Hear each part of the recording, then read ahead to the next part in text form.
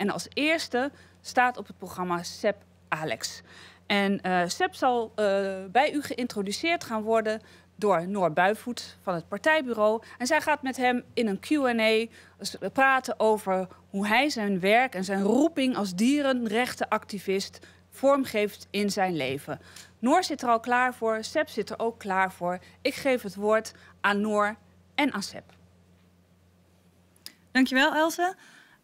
So I'm going to change over to English. Hi, Seb, are you there? Yes, I can hear you perfectly. Hello, how are you? I'm very good, thank you. How are you? I'm good, thank you. So welcome at our online members congress. We've had a nice day so far, so it's good that you're joining us. So a couple of years ago, you left your corporate life behind to become a full-time animal rights activist. And I wonder, how did that go? So maybe you can introduce yourself a little bit. Sure. First of all, thank you for having me. I really appreciate it. My name is Seb. I'm born and raised in Lebanon, Beirut, in the Middle East. I moved to Europe to continue my studies in architecture a bit more than 10 years ago. When I graduated, I got my master's in architecture, in sustainable architecture, actually, and I worked as an architect in Barcelona. Before I worked as an architect, actually, I also worked with the UNHCR, the refugee program of the United Nations, and then I switched to architecture.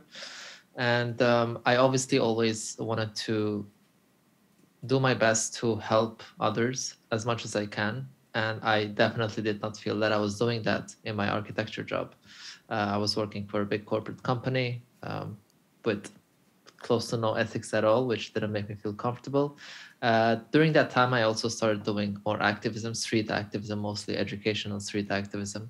And the more I saw the impact of the events that at the time I was organizing, the more I felt not so comfortable during the time I was in the office in front of a screen working for a corporate company, when I knew that I could use my time for something else, for a better cause. I mean, what I was doing wasn't even a cause in the first place.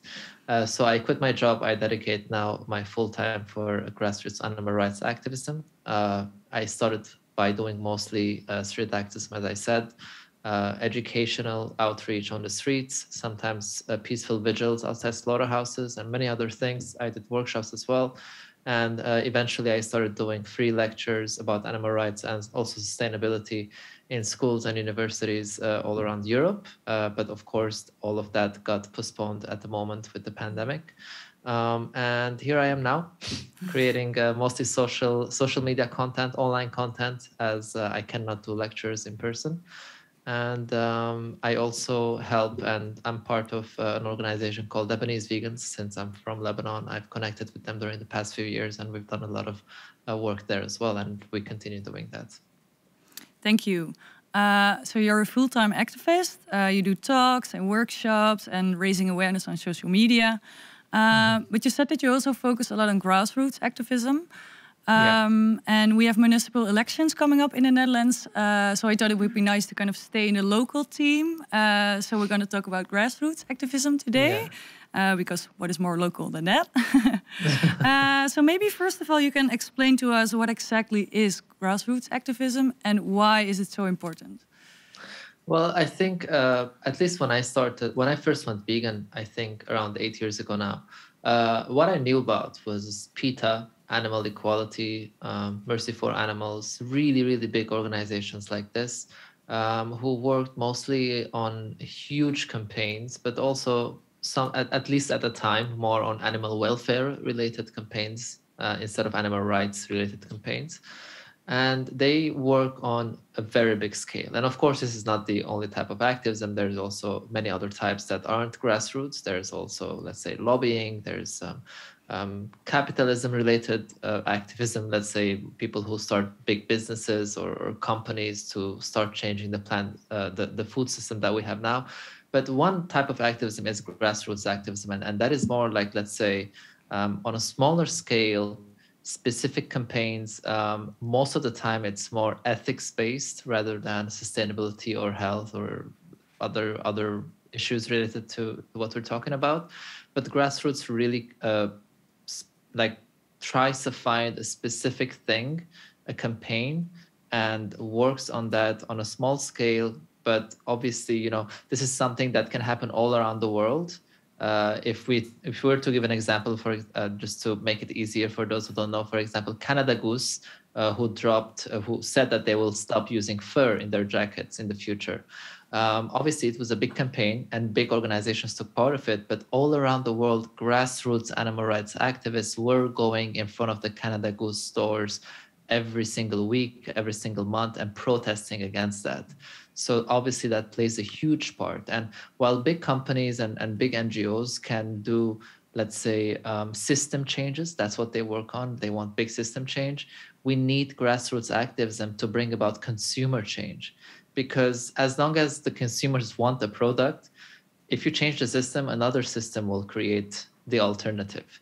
So we want to make sure that as we're working on a big scale, on a big level, on system change, grassroots animal rights activists are raising awareness about the ethical side and the reasons why people should accept the system change that other types of activists are working on. And of course, I'm going to ask for some examples. So maybe you can tell us something about some of the local projects that you've done. Yeah, so I think one of my favorite projects that we're still currently working on with Lebanese vegans is the Lebanese Vegans Social Hub. It's a project that we started almost 1 year, 20 days ago. And it all started with the explosion that happened in Beirut last summer in August, which happened to be the second or third biggest explosion in history when it comes to man-made explosions. And the impact of the explosion was basically 300,000 people becoming homeless in a matter of seconds, because it was so big, it completely destroyed the whole city of Beirut, everyone's houses, poor, rich, middle class, everyone. And at the time, I was on my way to Beirut when it happened, and I immediately contacted Lebanese Vegans Group, and we started a crowdfund in order to distribute food to all the people we knew are going to be needing food. Obviously, the government in Lebanon is not very useful, so we knew that our efforts would be much appreciated, and those are important moments to reach out and help others and make sure that obviously we're distributing plant-based and vegan foods. What we did, we collaborated with a lot of vegan restaurants whose restaurants were destroyed. They sent their chefs, and we had this space given to us to start making the meals. And over the course of a few months, we distributed 1,000 meals and boxes actually to 2,000 or 3,000, I don't remember the number exactly, families on a weekly or even daily basis. And ever since then, we actually transformed that space that was given to us into the world's first animal rights and a vegan support center. To my knowledge, it's the first one. I've done a lot of research. I haven't found anything, at least of the like. We also have a vegan cafe, a vegan restaurant where people can come and eat for free. They can leave a donation if they wish, but the whole idea is to support the local community. We still continue our food distribution efforts every single Thursday. We also distribute free clothes to the homeless, to those in need, to refugees. We have a lot of Syrian refugees as well. So we're always doing an effort to make sure that we support the community and put the right message out there. Of course, some of the things that we're doing lean more towards human rights issues, but we always make sure to include the animal rights part. And we also have campaigns that are related directly to animal rights. So one of the things that we did related to that was starting, we do educational activism all the time, but also we took billboards and we raised awareness about the animal agriculture industry. We also talked about the pandemics and how they're related to that. And the center itself is basically, personally at least, my favorite project so far. It's so nice to see that you can do something for the animals and humans at the same time. That's amazing. What advice do you have for people that also want to do something in their own neighborhood, their local community, something meaningful? I think one problem that I come across, which is something I had before I start, is that people don't know where to start because they don't know anyone who's willing to do the same thing. And what I did back then is what I would advise anyone else to do now is going on Facebook groups of the city you live in. For example, I lived in Barcelona when I first started doing activism.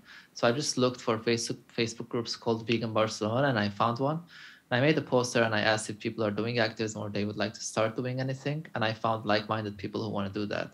So in this day and age specifically, that was 6 years ago or something. So right now it's much easier to find vegan like-minded people who would like to do any type of activism in the city you live in. So please go ahead and try to do that. I'm sure you will find at least one person to begin with, and then that one person can bring more people and more people. And one thing that you can do is always see if there's anything specific about the place you live in that you can take advantage of as the first type of activism. So let's imagine, just for the sake of an example, if there's a circus, let's say, that is using wild animals or any animals in their performances, you can start with that, because you know that a lot of the public opinion can be supporting of your message, and you make sure also that your message makes it very clear that circus animals are not more important than farm animals. Actually, this is all part of the same ideology, but let's target this first, because you know that you can get support very likely if you start with that. So I think starting with Facebook groups or looking for hashtags. A lot of people underestimate how important hashtags are. If, let's say, someone lives in Amsterdam and they can't find anyone who's there, I mean, it's very easy to find in Amsterdam, but just for the sake of the example, they can just use the hashtag vegan Amsterdam or Amsterdam vegan or activism Amsterdam, things like that. And you can find people for sure. And this applies anywhere in the world, of course. So that would be my advice to start. Thank you. So look up people on social media, people who want to collaborate, Yes. and also keep it to yourself, close to your own community. Mm-hmm. That's a good advice. Something completely else. You're an animal lover, obviously, and I think you see a lot of animal cruelty throughout your work. How do you deal with that? That's very interesting that I'm going to talk about this with the Dutch political party, because the one thing that completely changed my experience and my let's say healthcare routine is the Dutch person Wim Hof. Oh, Yes, around a year and a half ago, I used to meditate every now and then, but I always lacked dedication to the meditation. I still advise everyone to do that, even myself, but I don't do it enough. But around a year and a half ago, actually, I started doing ice baths for the first time in my life, and I didn't know what effect it would have. I hadn't read much on it. It was just like a challenge. And then I immediately realized that it was having a massive impact on my mental health. It was helping me a lot. And so I have made it a very strict routine right now to do, if not daily, every 2 or 3 days, do an ice bath, because wow. it helps me. Personally, it helps me a lot. I'm not saying that this can apply to everyone, so please don't take it as a medical advice or anything, but I know for me it worked, and I always advise everyone to try it at least. I also believe it's very important to take breaks. People think that because of all the horrible things that are happening, we should never stop fighting.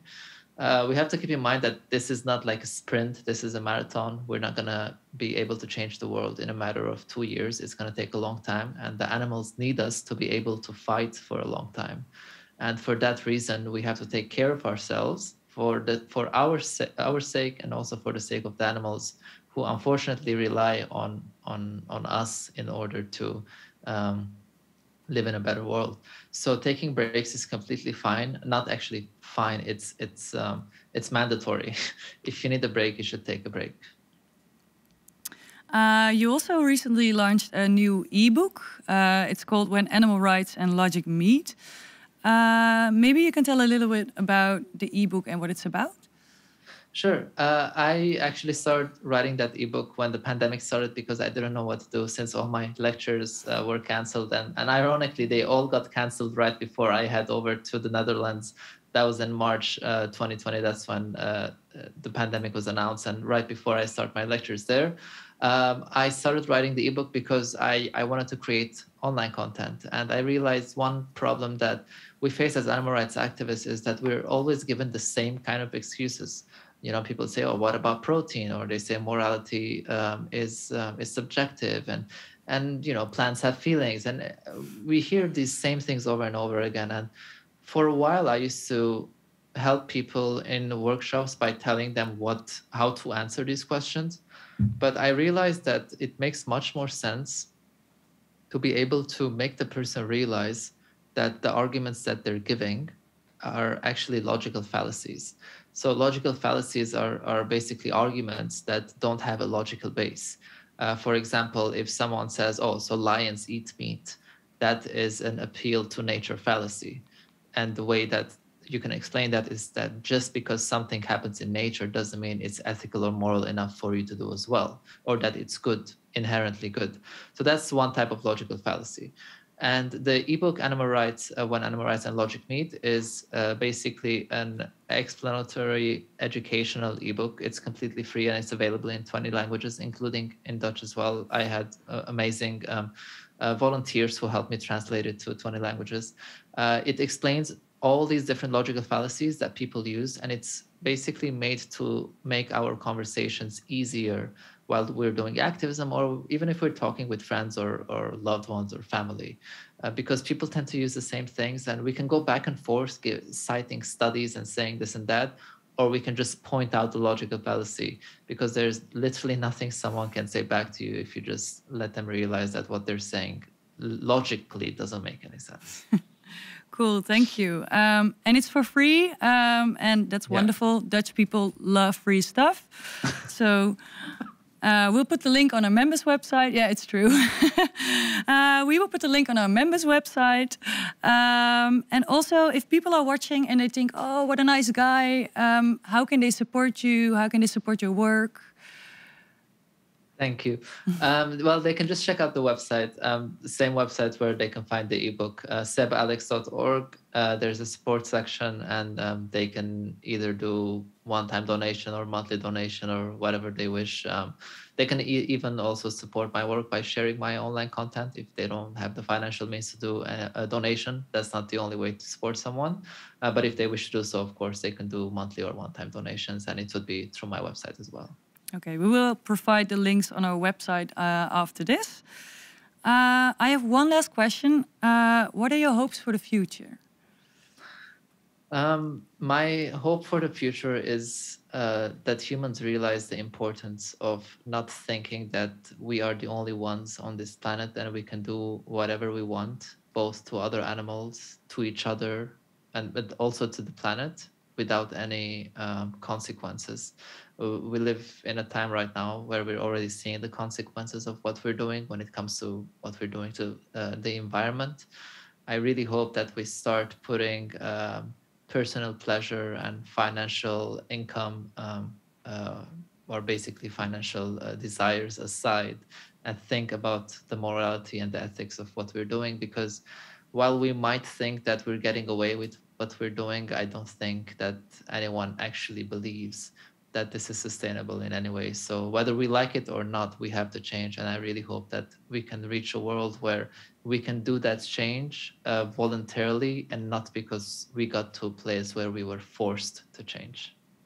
Thank you. Thank you, Seb. Thank you for joining us today. And thank you for all the work that you do. Well, this is the end of our talk, unfortunately. But thank you and take care. Thank you so much. Thank you so much for inviting me. I appreciate it. Thank you.